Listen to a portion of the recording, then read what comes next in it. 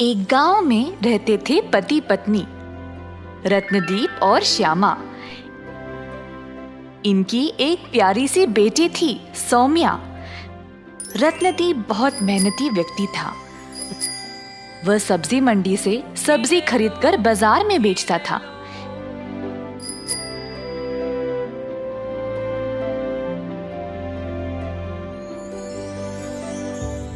यही इनकी रोजी रोटी कमाने का जरिया था। एक दिन रोज की तरह रत्नदीप घर गया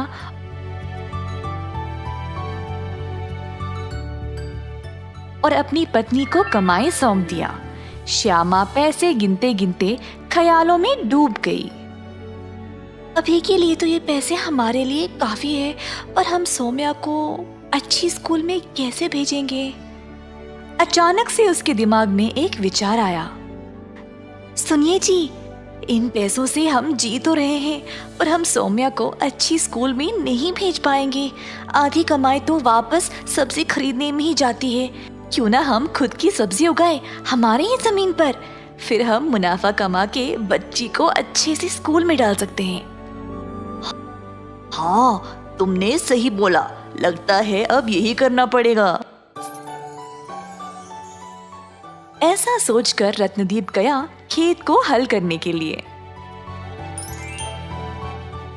जमीन को जोतते समय अचानक से रत्नदीप का हल कोई सख्त चीज से टकराया। रत्नदीप और खोदने लगा। जमीन में गड़ा हुआ उसको एक बड़ा सा संदूक मिला। संदूक को उसने रस्सी से बांधा और फिर जोर लगा के उसको निकाल खींचा।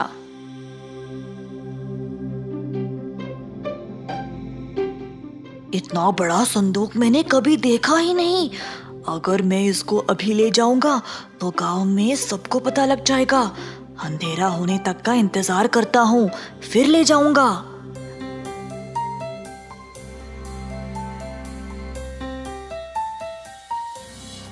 रात होते ही रत्नदीप संदूक को घर ले गया। पत्नी अपने पति के सर के ऊपर इतना बड़ा संदूक देखकर हैरान रह गई।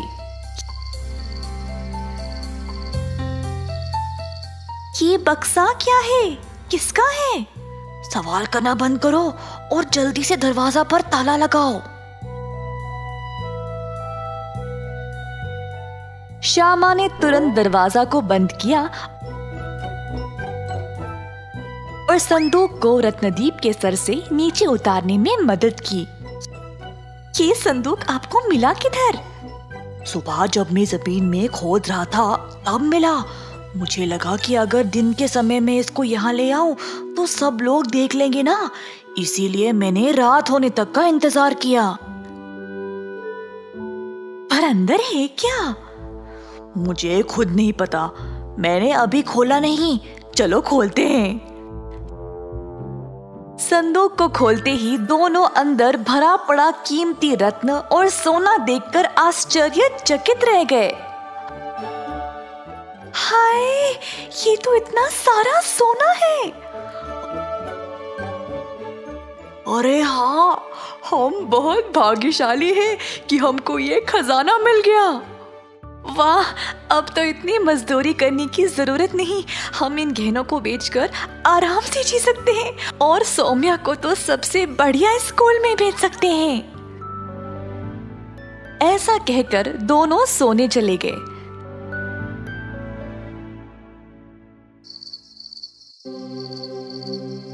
सुबह के समय रत्नदीप ने अपनी पत्नी को पुकारा। श्यामा, उस संदूक से थोड़ा सोना ले आना। जी, अभी आई।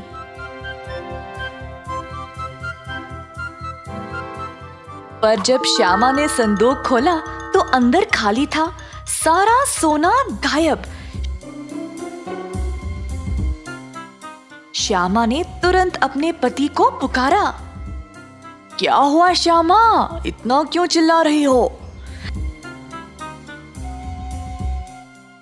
हाजी, सारा खजाना गायब है।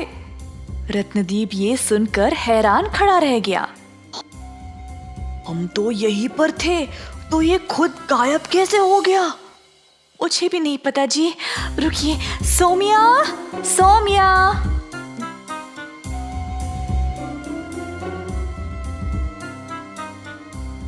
जी माँ। तुमने इस संदूक में कुछ सोना देखा क्या? नहीं माँ, मैंने तो कुछ नहीं देखा। दोनों अचरज में पड़ गए कि अचानक से सोना गायब कैसे हो गया। सौम्या को भी स्कूल नहीं भेज पाए और रात तक तीनों ऐसे ही बैठे रहे। रात हो गई और सौम्या को भूख लगी। पानी पीने के लिए वह उठी तो उसने देखा कि संदूक में सोना भरा पड़ा था। माँ, बापू। जल्दी से माँ बाप दौड़ते हुए सौम्या के पास आए। माँ, ये देखो, संदूक में सोना है। आपने मुझे सुबह इसी संदूक के बारे में पूछा था ना? पति पत्नी ने जब अंदर देखा तो संदूक वापस खजाने से भरा पड़ा था। हाय, सुबह तो ये खाली हो गया था, अब अचानक से फिर से कैसे? मुझे लगता है कि हमारे किसी करीबी ने ही चोरी की है और फिर उसको गलती का एहसास हुआ होगा तो वापस रख दिया होगा। और कैसे संभव है कि ये खजाना अपने आप गायब हो जाए और आ भी जाए वापस? मुझे यकीन ही नहीं हो रहा है कि सोना वापस आ गया। अब तो सोना मिल गया ना माँ। अब आपस में खुसफुस क्यों कर रहे हो? सुबह से कुछ खाया ही नहीं, अब तो खा ले हम। तुरंत श्यामा ने खाना पकाया। खाना खाने के बाद सौम्या सोने चली गई, पर पति पत्नी को लगा शायद कोई फिर से चोरी करेगा, तो दोनों रात भर संदूक पर नजर रखे बैठ गए। पर सुबह खजाना फिर से गायब हो गया था। ये कैसे संभव है? अपने आप गायब कैसे हो सकता है ये? अब तो आपको यकीन हुआ ना? शायद शाम तक वापस आ जाएगा। देखते हैं। उस दिन भी दोनों कोई काम नहीं कर पाए और शाम का इंतजार करते हुए बैठ गए। रात होते ही खजाना अचानक से वापस आ गया और दोनों हैरान रह गए। ये क्या जादू है? सुबह में गायब और शाम को वापस खजाना आ जाता है। अजी, मुझे लगता है कि क्यों ना हमारी कितनी भी इच्छा हो इस सोना को रखने का, फिर भी इसका कोई फायदा नहीं है। ये बक्सा तो आपको मिला था, पर हम इसको दिन भर देखने के अलावा और कुछ नहीं कर पा रहे हैं। हाँ श्यामा, हम अपनी मेहनत की कमाई से ही खुश थे। चलो इस संदूक को वापस वहीं पे डाल देते हैं और मेहनत से कमाकर सुखी से जिएंगे। ऐसा सोचकर दोनों ने संदूक को वापस वहीं पे डाल दिया।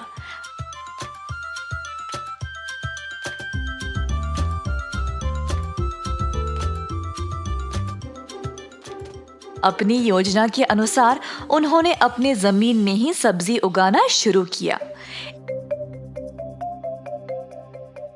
इन सब्जियों को बेचकर खुशी से रहने लगे